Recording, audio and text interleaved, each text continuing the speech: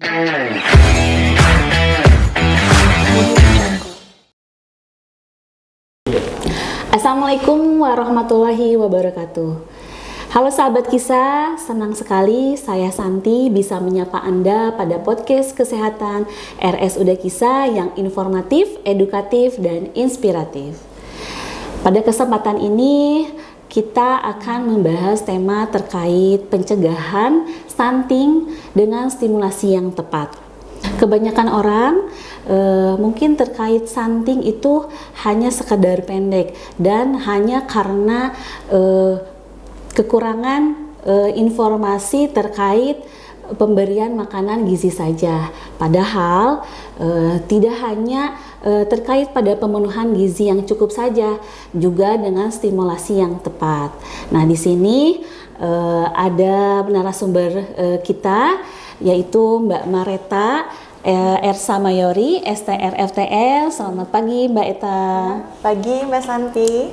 Beliau adalah seorang fisioterapis dari Rehabilitas Medik di RSUD Kisah. Baik Mbak Eta, sesuai dengan tema pencegahan dengan stimulasi yang tepat.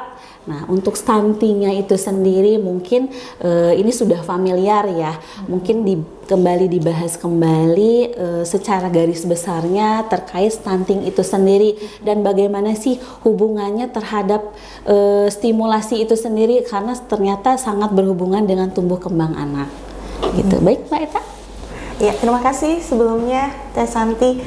Jadi para sahabat kisah sudah tahu ya kalau stunting ini tuh sangat penting, dan sekarang WHO pun sudah benar-benar mempromosikan cara mencegah stunting sejak dini. Jadi sangat ini ya, intinya sangat penting ya terhadap stimulasi anak.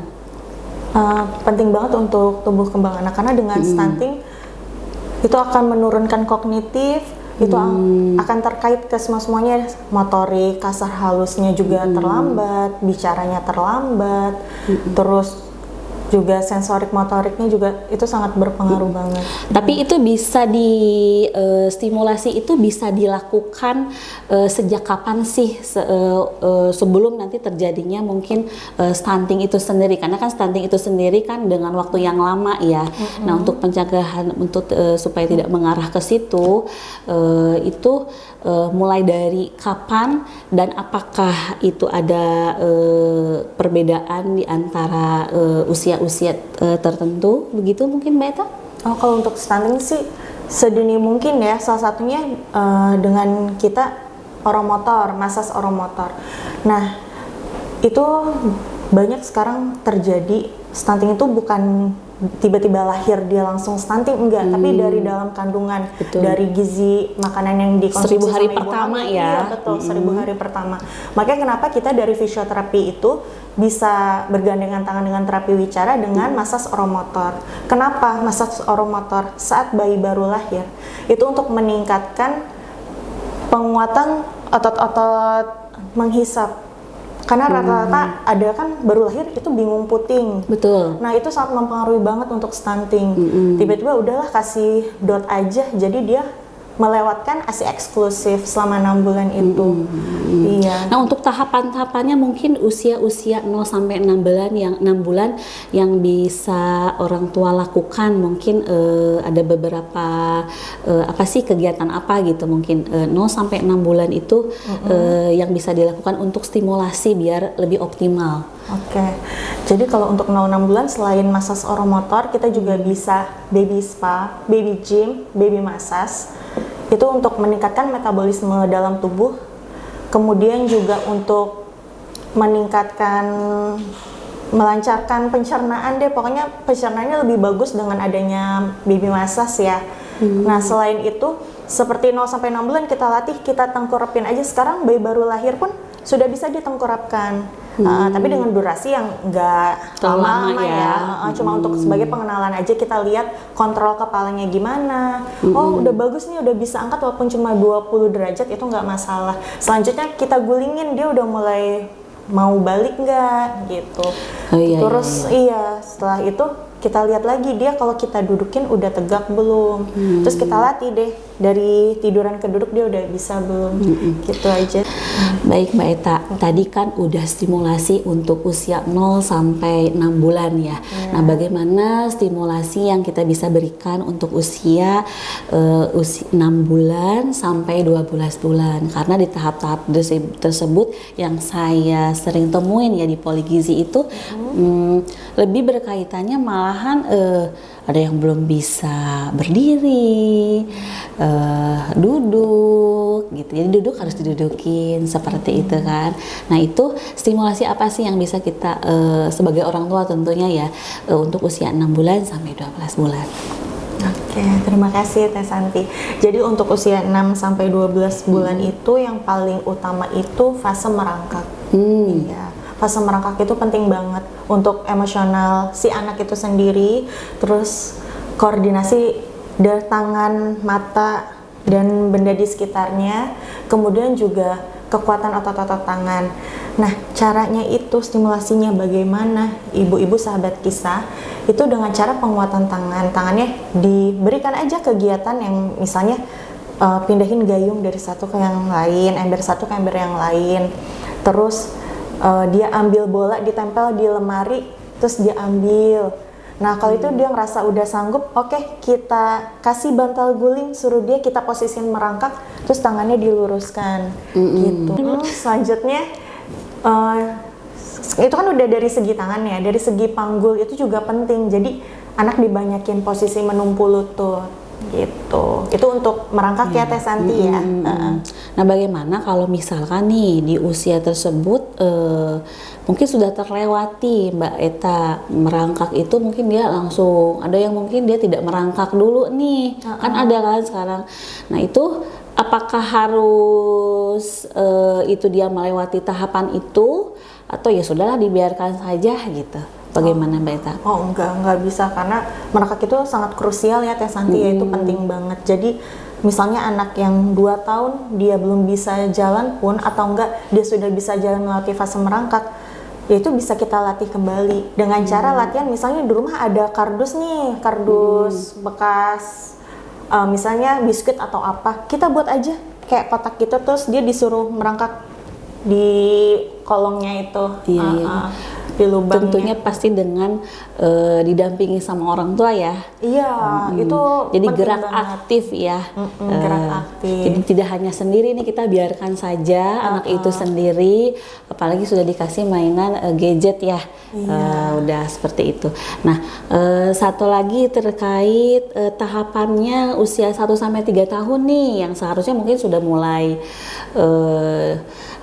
sudah mulai berdiri, sudah mulai melangkah, dan sudah mulai bisa berjalan. Nah, itu stimulasi seperti apa yang bisa dilakukan? Oke, jadi kan kalau yang tadi 6 sampai 1 tahun itu kan dimana merangkak, terus dia duduk berdiri, setelah itu merembet, terus berusaha untuk berjalan mandiri. Nah, di saat 1 tahun hingga 2 tahun ya, itu sebisa mungkin anak kita lihat keseimbangannya itu udah bagus untuk berjalan. Dia pun udah bisa melewati halangan rintangan, dia udah bisa naik turun tangga tanpa jatuh, terus juga naik tanjakan, turunan, perosotan lah istilahnya. Dan yang paling penting dia udah bisa menendang bola, jadi udah ada kegiatan yang bisa diarahkan seluruh tubuhnya, sudah terkoordinasi. Jadi ada gerakan-gerakan yang memang akhirnya si anak itu bisa dilakukan bersama orang tua ya tentunya ya. Iya, itu interaksi orang tua penting karena kan 2 arah ya, beda sama gadget hanya 1 arah. Betul. Nah, ada satu lagi nih pertanyaan dari beberapa pasien terkait ini Mbak. Tadi kan merangkak, mungkin dia bukan merangkak tapi dia duduk tapi dengan ngesot nih. Dia tuh nggak merangkak Bu, tapi dia bisa gitu. Tapi dia dengan mengesotnya, ngesot itu apakah itu juga kita katakan bermasalah? Apa tidak gitu, kalau nggak salah satunya di usia mungkin usia 7 bulan lah. Oh gitu. Dibilang bermasalah, enggak, tapi memang red flag sih, seharusnya dihindarkan. Kenapa? Karena saat usia 6 bulan itu kita harus melatih anak persiapan untuk berjalan. Nah, salah satu persiapannya itu kita harus perhatikan pinggangnya. Saat merangkak kan ada gerakan kanan kiri kan, karena 3 dimensi pinggang itu bekerja. Saat berdiri pun kita juga akan kiri kanan kan. Makanya kenapa penting menumpu lutut itu penting banget. Setelah itu baru kita posisikan merangkak, kemudian kita arahkan merangkak. Gitu untuk persiapan berjalan, karena 3 dimensi pinggangnya itu sudah bekerja dari situ, jadi udah terbiasa. Kadang ada anak kan yang berjalannya kok kayak robot sih baru jalan. Itu kenapa? Karena fase merangkaknya kurang. Yang seharusnya bisa, misalnya nih, seharusnya dia bisa nih merangkak 4 bulan, tapi ternyata cukup 2 bulan dan dia sudah berjalan. Terus orang tua kan rata-rata udah bangga ya, Teh Santi ya, anak tanpa motivasi merangkak itu udah bangga, akhirnya udahlah biarin aja. Nah, itu nggak boleh kayak gitu. Jadi memang harus benar-benar kita ajarin merangkak, yaitu dari pinggangnya, biar dia saat berjalan udah tidak seperti robot lagi. Gitu. Baik, sangat banyak ya. Jadi setiap beberapa tahapan setiap anak itu akan berbeda-beda ya. Dari 0 sampai 6 bulan, 6 sampai 12 bulan, bahkan 1 sampai 3 tahun. Dan itu biasanya sudah tertera di buku KIA yang warna pink ya sebetulnya. Iya. Jadi sebetulnya orang tua juga bisa melihat perkembangan tersebut. Nah, sekarang apa sih yang harus dilakukan ketika kita memang menemukan mungkin ini tidak sesuai dengan tahapannya sih ini kayaknya nih. Apakah udah dah nanti kita lihat aja, nanti juga kakaknya juga sama nih, biasanya kan begitu nih. Apa sih yang orang tua harus lakukan ketika mungkin melihat beberapa pertumbuhan dan perkembangannya kok tidak sesuai dengan usianya. Nah, itu tuh apa yang harus dilakukan oleh seorang orang tua agar itu tidak menjadi masalah di kemudian hari. Gitu ya, terima kasih Teh Santi. Jadi kalau untuk pencegahannya ya, para sahabat kisah, terutama ibu-ibu nih, bisa lebih aware lagi dengan cara, kan banyak posyandu ya sekarang ya. Sekarang udah standby, maksudnya di setiap RT-RT udah ada posyandu. Nah, pertama ke pelayanan posyandu ditanya tumbuh kembangnya gimana. Saat sekiranya bidannya bilang, oh ini agak terlambat dikit, coba ke puskesmas minta rujukan untuk ke dokter anak. Setelah itu diperiksa ke dokter anak, kemudian diperiksa lagi sama dokter SPKFR, rehabilitasi medik. Baru setelah dapat screening dari beliau, dari dokter spesialis rehabilitasi medik, baru ke saya, ke fisioterapi sebagai tindakannya. Gitu. Berarti di sini sangat penting adalah perhatian orang tua, terutama ke pendiri pengetahuan ya, dari sisi pengetahuan orang tua. Karena deteksi dini ada di orang tua, betul ya. Betul. Dari orang tua, setelah orang tua itu kan ada beberapa tahap yang kemudian akhirnya kita konsulkan ke dokter spesialis ya. Jadi memang di sini banyak kasus yang memang orang tua pun lebih memilih ini anak saya baik-baik saja, dan suka membandingkan mungkin dari saudara-saudara yang sebelumnya, sebelumnya juga si kakaknya begini juga kok, nanti juga bisa. Biasanya juga begitu ya. Gitu, jadi suka seperti itu. Nah, mungkin boleh sedikit untuk Mbak Eta menyampaikan pesan untuk sebagai penutup acara podcast kita kali ini, poin penting terhadap pencegahan stunting dengan stimulasi yang tepat, terutama untuk orang tua nih. Poin penting mungkin apa sih yang bisa dilakukan oleh orang tua dan bisa dilakukan sejak kapan? Oke, terima kasih Teh Santi. Jadi untuk pencegahannya yang pertama, kita harus ini ya, sebagai orang tua kita harus aware, kita harus selalu ikut serta dalam melihat tumbuh kembang anak. Jadi bukan hanya ibu rumah tangga aja, walaupun seorang ibu yang pekerja pun bisa, misalnya di hari libur dilihat kok anak saya kok belum bisa ini. Kalian harus banyak-banyak bertanya ke pelayanan kesehatan, karena kadang kalau kita nanya ke tetangga bilangnya anak saya juga dulu gitu. Betul. Terus jadi informasi juga harus penting ya, informasi yang dari penting. mana. Selanjutnya setelah kita mencari informasi terkait tumbuh kembang anak kita juga jadi orang tua tuh harus lebih aktif lagi ya untuk stimulasi di rumah sendiri. Contohnya kayak misalnya memberikan ASI eksklusif selama 6 bulan pertama. Ya, kemudian kita berikan stimulasi kayak misalnya bayi baru lahir kita tengkurapkan, kita gulingkan, terus kita masas, kita posisiin merangkak. Ya, masih banyak hal lagi yang lainnya seperti yang tadi sudah dijelaskan. Baik Mbak Reta, ini sudah banyak ya pertanyaan tadi terkait merangkak, selain merangkak juga ngesot, ternyata masalah terkait stimulasi itu sebetulnya banyak sekali. Kalau kita beberkan semuanya di sini mungkin itu memakan waktu, tapi